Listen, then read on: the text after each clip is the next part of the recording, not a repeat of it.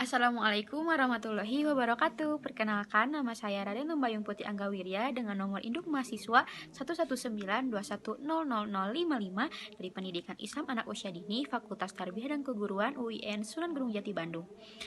Saya di sini akan menyampaikan materi tentang karakteristik perkembangan kemandirian dan penyesuaian diri anak usia dini sebagai peserta didik Raudatul Atfal yang bertujuan untuk memenuhi tugas ujian akhir semester mata kuliah perkembangan peserta didik dengan dosen pengampu Dr. Hajah Teti Ratnasih MAG.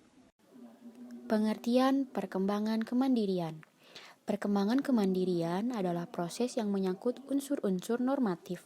Ini mengandung makna bahwa kemandirian merupakan suatu proses yang terarah, karena perkembangan kemandirian sejalan dengan hakikat eksistensi manusia. Arah perkembangan tersebut harus sejalan dan berlandaskan pada tujuan hidup manusia. Ali tahun 2006 halaman 112. Tingkat dan karakteristik kemandirian.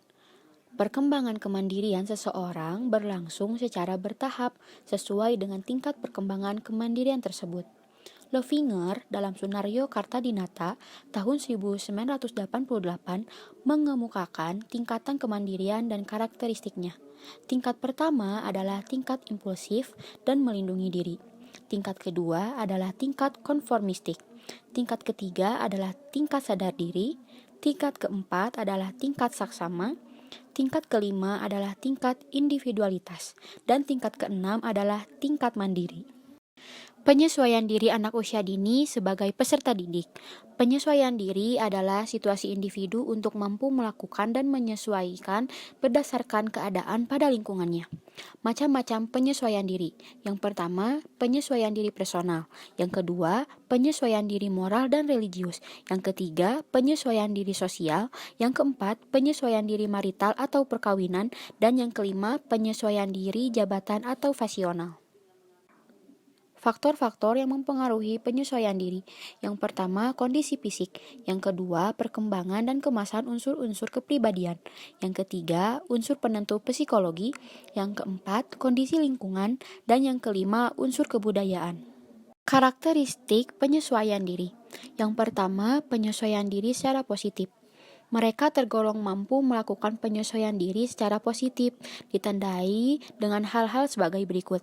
Yang pertama, tidak menunjukkan adanya ketegangan emosional. Yang kedua, tidak menunjukkan adanya mekanisme-mekanisme psikologis.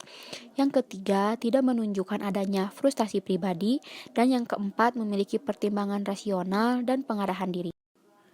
Selanjutnya, penyesuaian diri yang negatif, sikap yang tidak realistik, agresif, dan sebagainya. Ada 3 bentuk reaksi dalam penyesuaian yang salah, yaitu yang pertama reaksi bertahan, yang kedua reaksi menyerang, yang ketiga reaksi melarikan diri. Dalam reaksi ini, orang mempunyai penyesuaian diri yang salah akan melarikan diri dari situasi yang menimbulkan kegagalan. Reaksinya tampak dalam tingkah laku sebagai berikut.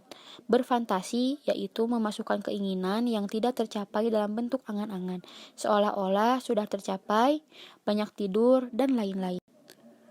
Bentuk dan ciri kemandirian. Bentuk kemandirian. Yang pertama, kemandirian emosi, yaitu kemampuan mengontrol emosi sendiri dan tidak tergantungnya kebutuhan emosi pada orang lain. Yang kedua, kemandirian ekonomi, yaitu kemampuan mengatur ekonomi sendiri dan tidak tergantungnya kebutuhan ekonomi pada orang lain. Yang ketiga, kemandirian intelektual, yaitu kemampuan untuk mengatasi berbagai masalah yang dihadapi. Yang keempat, kemandirian sosial, yaitu kemampuan untuk mengadakan interaksi dengan orang lain dan tidak tergantung pada aksi orang lain. Ciri kemandirian. Yang pertama, secara fisik mampu bekerja sendiri. Yang kedua, secara mental dapat berpikir sendiri. Yang ketiga, secara kreatif mampu mengekspresikan gagasannya dengan cara yang mudah dipahami. Yang keempat, secara emosional kegiatan yang dilakukannya dipertanggungjawabkan sendiri. Sekian yang dapat saya sampaikan. Terima kasih. Wassalamualaikum warahmatullahi wabarakatuh.